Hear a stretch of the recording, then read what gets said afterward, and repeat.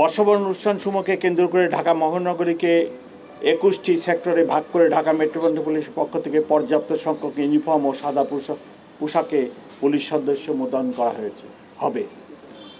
গুরুত্বপূর্ণ অনুষ্ঠানস্থল drag squad দ্বারা sweeping করা হবে। রমনা পার্ক, সোহরাওয়ার্দী উদ্যান, ঢাকা বিশ্ববিদ্যালয় ঘিরে মোট ২১টি স্থানে ব্যারিকেড থাকবে। প্রতি অনুষ্ঠানস্থলের প্রবেশ গেটে আর্চওয়ে ও হ্যান্ড মেটাল ডিটেক্টর দিয়ে তল্লাশির ব্যবস্থা করা হবে। অনুষ্ঠানস্থল ও শোভাযাত্রার রুটসমূহ সিসি ক্যামেরা দ্বারা, স্টিল ক্যামেরা, ভিডিও ক্যামেরা ও ড্রোন ক্যামেরা দ্বারা সার্বক্ষণিক মনিটরিং করা হবে। অনুষ্ঠানস্থলের চারপাশে ও শোভাযাত্রার রুটে পর্যাপ্ত পরিমাণ পিকেট, ফুড, পেট্রোল ও লাইনিং ব্যবস্থা থাকবে।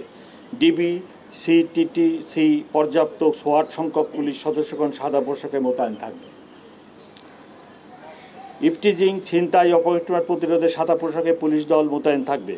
রমনা পার্ক, সোহরাওয়ার্দী উদ্যানের অভ্যন্তরে লস্ট অ্যান্ড ফাউন্ড সেন্টার স্থাপন করা হয়েছে, সেখানে মাইকিং ব্যবস্থা থাকবে।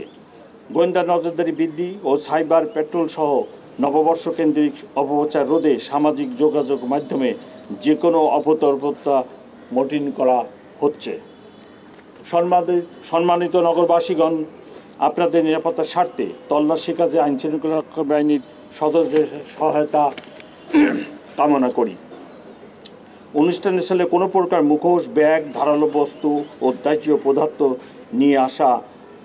নিয়ে না আসার জন্য অনুরোধ করছি। নির্ধারিত সময়ের মধ্যে অনুষ্ঠান শেষ করতে হবে এবং অনুষ্ঠানস্থল ত্যাগ করতে হবে। কোনো ধরনের ফানুস, আতশবাজি ফোটানো যাবে না এবং শব্দ দূষণ হয় এরকম কোনো বাঁশি ব্যবহার করা যাবে না।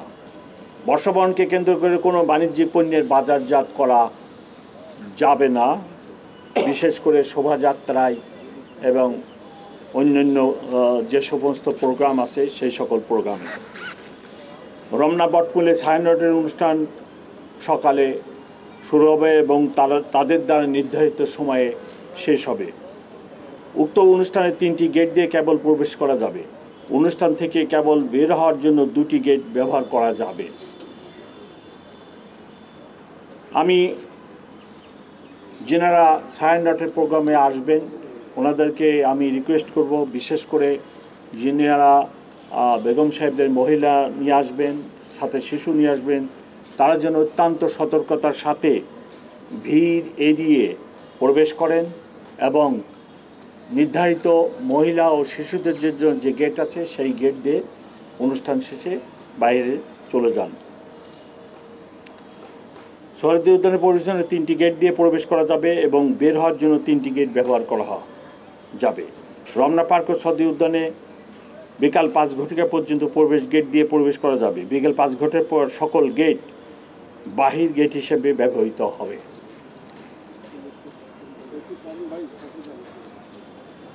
শোভাযাত্রার সময় সোহরাওয়ার্দী উদ্যানের পশ্চিম পাশে চারুকলার অপোজিটে যে গেট আছে এই গেট বন্ধ থাকবে এবং এই গেট দিয়ে তখন কোনো মানুষ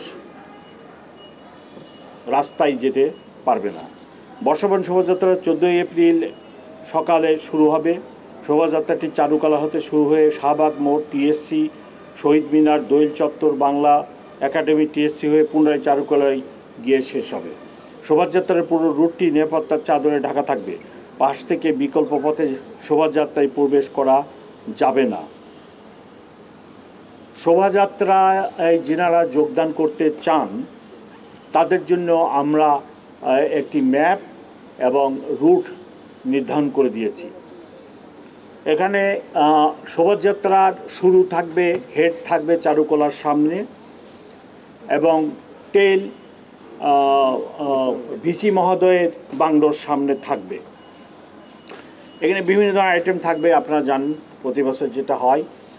আমরা শোভাযাত্রা যখন হবে তখন এর মাঝে যে রুট আমি বললাম এই রুটে কেউ মাঝখান দিয়ে শোভাযাত্রায় প্রবেশ করতে পারবেন না।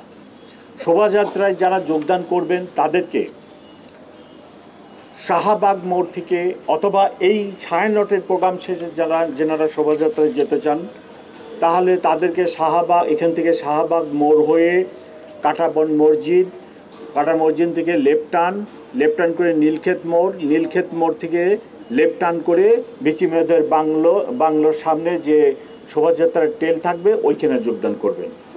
কেউ যদি ফার্মগেট থেকে আসেন তাহলে তাকে ফার্মগেট সোনারগাঁ ক্রসিংয়ে এসে ওখানে স্লাইড রাইট টার্ন করে হাতিরপুল হয়ে কাটাবন হয়ে একই রুটে বিসি মহোদয়ের বাংলোর সামনে টেলে যোগদান করবেন। কেউ যদি বাংলা মোটরের দিক থেকে আসে, বাংলা মোটর থেকে শাহবাগ মোড়ে আসবেন, আসে ওখানে রাইট টার্ন করে কাটাবন মসজিদে একই রুটে ওখানে যাবেন। পলাশির ওই দিকে থেকে আসলে পলাশির মোড়ে হয়ে আসবেন, চাঙ্কাপুল থেকে আসলে ফুলার রোড ওই দিক দিয়ে পলাশির মোড় হয়ে নীলক্ষেত মোড়ে এসে রাইট টার্ন করে ভিসি মহোদয়ের বাংলোর এখানে যে টেল ওইখানে যোগদান করবেন। এই হলো আমাদের শোভাযাত্রায় যোগদানের জন্য এই রুট নির্ধারণ করছি আমরা। কিন্তু সেখানে দিয়ে শোভাযাত্রায় যোগদান করা যাবে না, নিরাপত্তার স্বার্থে আমরা এটা অ্যালাউ করব না। নিউ ইয়র্ক থেকে সম্প্রচারিত TVN 24 টেলিভিশন, বিশ্বজুড়ে বাঙালির কণ্ঠস্বর।